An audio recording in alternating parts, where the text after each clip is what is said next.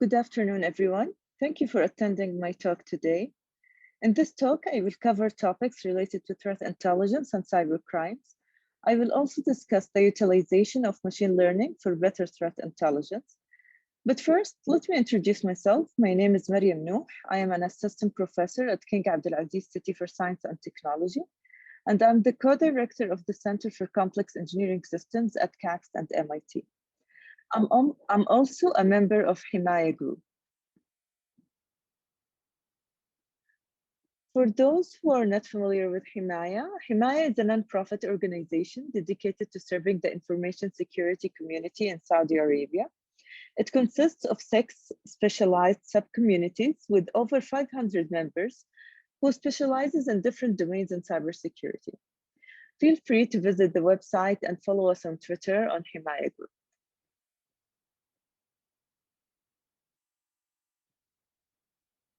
The evolution of cyber threats changed over the years from a simple virus to a more complex and compound attack vector.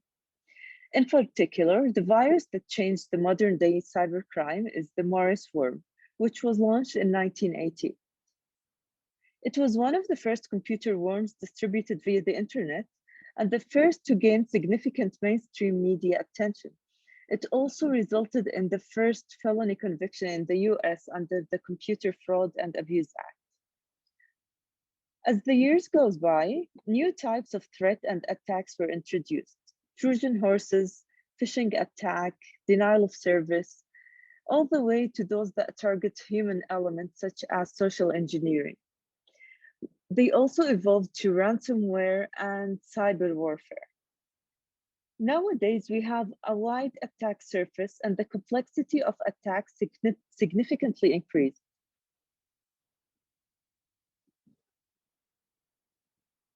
Studies has shown that the damages caused by cybercrimes cost the world more than $1 trillion. This is a 50% increase from the numbers from 2018. A study by McAfee estimated the cost for cybercrime in the MENA region to be around $3.5 billion. Of course, the severity and the frequency of cyber attacks on businesses continue to rise as cybercriminal techniques evolve.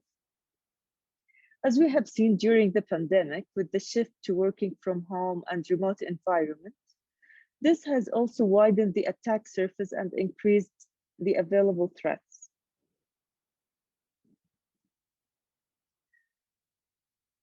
The Chinese general and philosopher Sun Tzu mentioned in his book, The Art of War, which was published over 2,500 years ago, that if you know the enemy and you know yourself, you need not fear the results of 100 battles.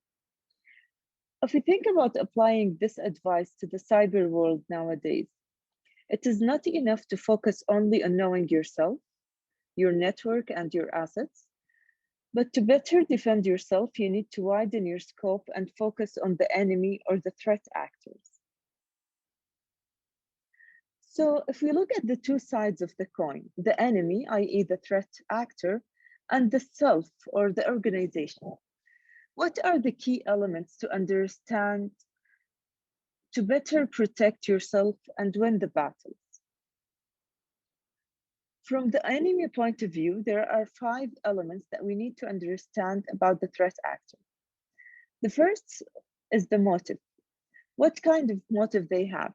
Is it an economic motive for financial gain? Or is it a political motive? Or perhaps for gaining a competitive advantage? Or is it just for fun or for gaining fame in the community? The other element is the type of the threat actor. Is he an individual actor acting on his own, or is it more of a group or an organized criminal group? Or perhaps it's a state-sponsored actor. The different types would determine the kind of resources that may be available to that threat actor. So the resources the offender has access to in order to launch their attack. These resources include the technical knowledge, the access to a malicious software, or perhaps a zero-day vulnerability, the computation power, and the financial means they have.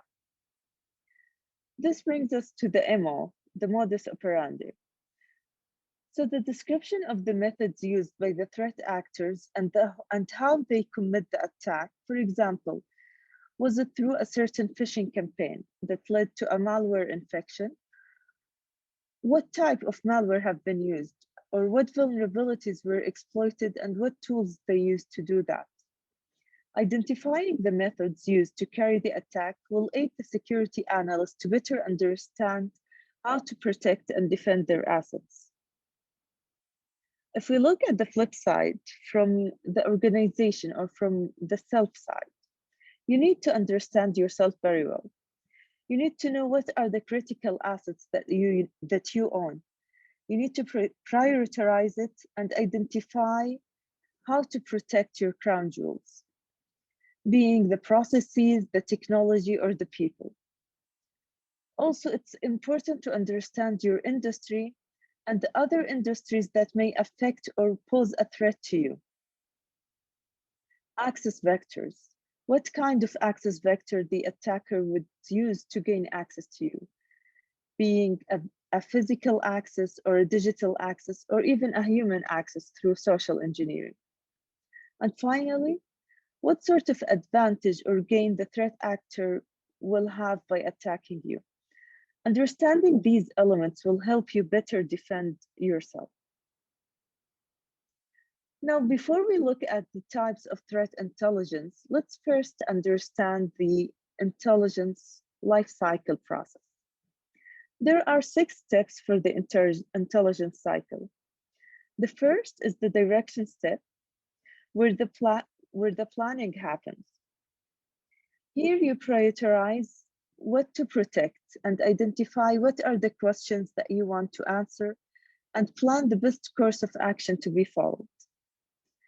The assets and the processes that need to be protected need to be identified, and the impact of losing these assets or interrupting these processes need to be identified as well.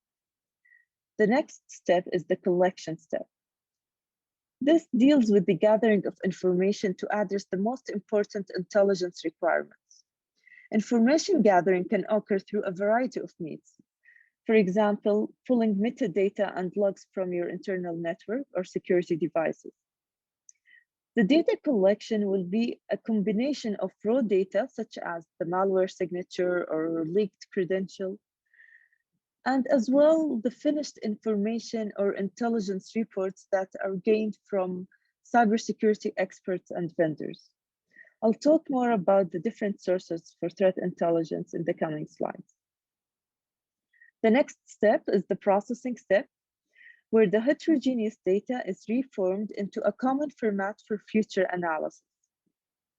The processing is the transformation of the collected information into a format that is usable by the organization. Almost all raw data collected needs to be processed in some manner, whether by humans or by machines. And different collection methods would require different means for processing. This brings us to the next step, which is the heart of the intelligence cycle, the analysis step. All the processed data is fit together in order to find answers and produce intelligence that can inform the decisions. Depending on the circumstances, the decisions might involve whether to investigate a potential threat, or for example, what actions you need to take to immediately block a current attack, or maybe how to strengthen your security control, or how much investment you need to put in order to add security resources. Next is the dissemination step, where the analyzed data or the intelligence is now shared with the intended stakeholders at your organization. And finally, the feedback or the evaluation, where the stakeholders assess the information given to them and then either accept that information or intelligence or come back to you with more questions to be answered, and the process repeats. It is really important to understand your intelligence priorities and the requirements of your team that request the threat intelligence. as this should guide all phases of the intelligence life cycle. Now, if we look at the threat intelligence categories, we find that it's often broken down into three subcategories: strategic, operational, and tactical. Strategic is a broader trend that typically meant for non-technical audience. You focus on the valuable things that you have that the adversary would want to target, and you should look at the motive and the intent behind the adversary. The next category is the operational. This is the technical details about the specific attacks and campaigns, the different capabilities and the infrastructure that the adversary has. Finally, the tactical aspect. This part outlines the tactics, the techniques, and the procedures of threat actors for a more technical audience.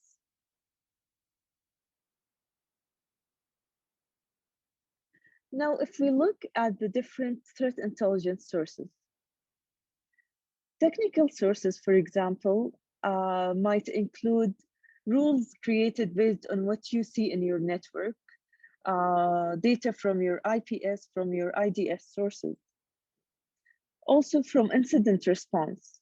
So after an incident occurs, you look at it and generate your own intelligence. The same thing from malware and forensic analysis. If you see a malware in your network, you block it and then you analyze it in sandbox and turn it to a defensive measure to use.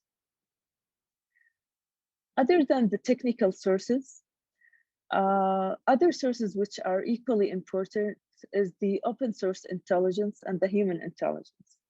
Open source intelligence look at sources like social media, online forums, and dark web forums, where you look at how people are talking about your organization or your product and try to predict what sort of threats might be expected to your organization. Finally, the human intelligence. Understanding the motives and the tendencies behind your adversaries is a very key to any type of warfare, including the cyber warfare or cyber threats. This is why threat hunters must know their enemy by becoming their enemy. The good news for cybersecurity experts is that although the enemy might be virtual or anonymous, they are not invisible. To successfully obtain and use human intelligence, you need to learn how threat actors think, what tools and techniques they use, and what they are targeting. And this can be achieved by infiltrating their network and their forums.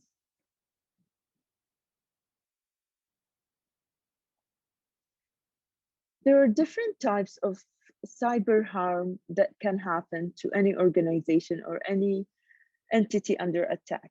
It might be an economical harm, so the amount of financial losses incurred because of the cybercrime or cyber threat. It can be either directly through payment of a ransom or indirectly by loss of availability of a service because of the attack. The other type might be a physical or digital asset. Loss of digital assets such as data and IP, or abuse of resources such as computational power. The level of loss relates to the nature of the damage caused. For example, if the victim can restore from a recent backup, then this would be a small loss. But if the victim loses an IP-related data, then it would be a high loss to them. Political. So this type of loss would include loss of geopolitical power, damage of relations with other nations, or disturbance to the electoral process, or loss of political influence on the public. Finally, the psychological harm. This type of loss causes emotional and cognitive disturbance, such as feelings of depression, anxiety, negative emotion, or self-harm. This can be clearly manifested in cybercrimes that target the human, such as cyberbullying, cyberstalking. A considerable amount of research has focused on studying cybercrimes that target networks and systems, such as malware and distributed denial of service and cyber fraud. However, in the recent years, we have seen different kinds of threats that target and manipulate people. These threats include the use of online resources to manipulate the public for political or social gain. Also, hate crimes, cyberbullying and trolling, spread of fake news, and spread of violent and extremist content and behavior online.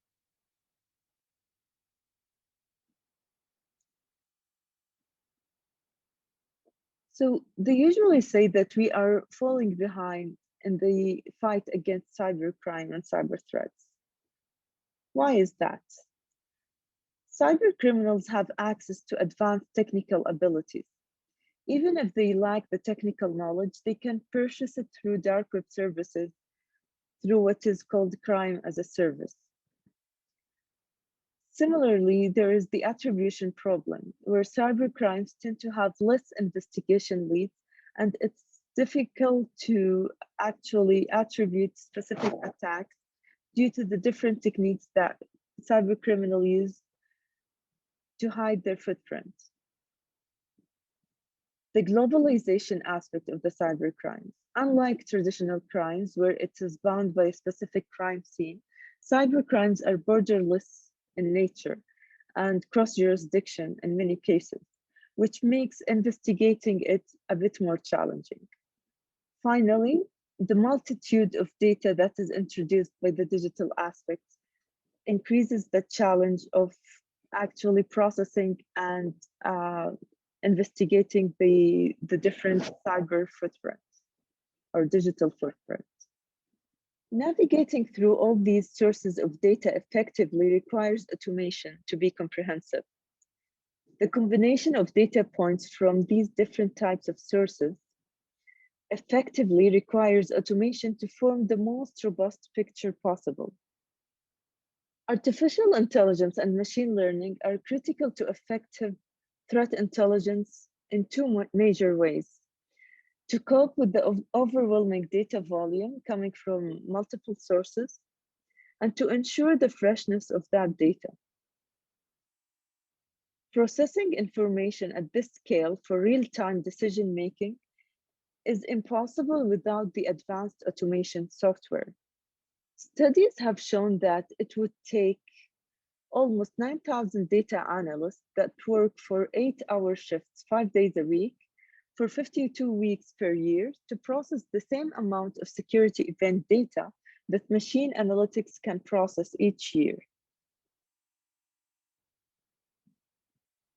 However, full automation is not the answer, but the augmentation of the human in the loop is critical to achieve good threat intelligence and add much needed context to the output supplied through the AI processes.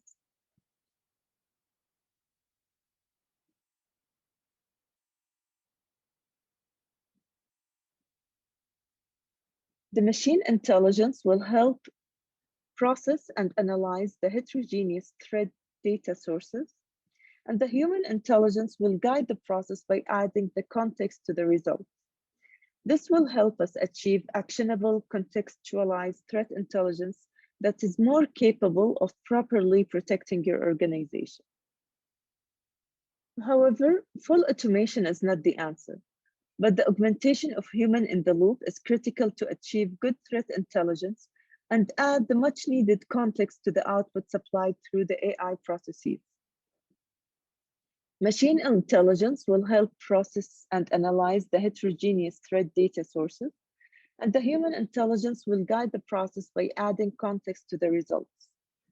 This will help us achieve actionable and contextualized threat intelligence that is more capable of properly protecting your organization. Now let me go to the next section of this presentation. We have seen an increase in the number and range of cyber attacks during the pandemic. Cybercrime increased 300% since the COVID-19 started. This may be linked to the increased internet use and working from home, which increased the digital security risks. And as we know, cybercrime thrives on curiosity and people need for information. So when someone's personal health is involved, the need for information can be easily exploited, especially when the issues at stake are protective measures or alleged treatment method or vaccination. In this way, internet users loses their suspicion and fall prey to the scam and the malware. Research has shown an increase in the number of cyber attacks that are directly linked to COVID-19. These take the form of email threats or COVID-related malicious URLs or malware files. Such kind of attack utilize people need to consume the information related to the disease or the vaccine in order to succeed in their attack. Also, we have seen an increase in the number of cyber attacks on healthcare organizations that is mainly interested in obtaining demographic and financial information in order to make money with the digital identity data or through ransomware. Also, we have seen examples where COVID-19 and state-sponsored hackers were involved. As governments are interested in obtaining information on the spread of the virus or the different national policies for containing it and the potential drugs and vaccines used, this information can provide key strategic benefit for fighting the pandemic. So to conclude this talk, the key takeaways are you need to know yourself and you need to know your enemy. There is a need to diversify the threat intelligence sources beyond your own network and beyond the technical sources. You need to look at the open source intelligence and the human intelligence. The utilization of the power of machine learning and AI in order to navigate different intelligence sources is key. And of course, a human in the loop is a good addition to your threat intelligence practices. And finally, go beyond threat intelligence and start thinking about threat hunting. Given the increasing volume of attack, it is more important than ever that companies and organizations proactively manage their cybersecurity. Engaging in a proactive search for attackers within your network is a smart addition to your security practices. Thank you very much.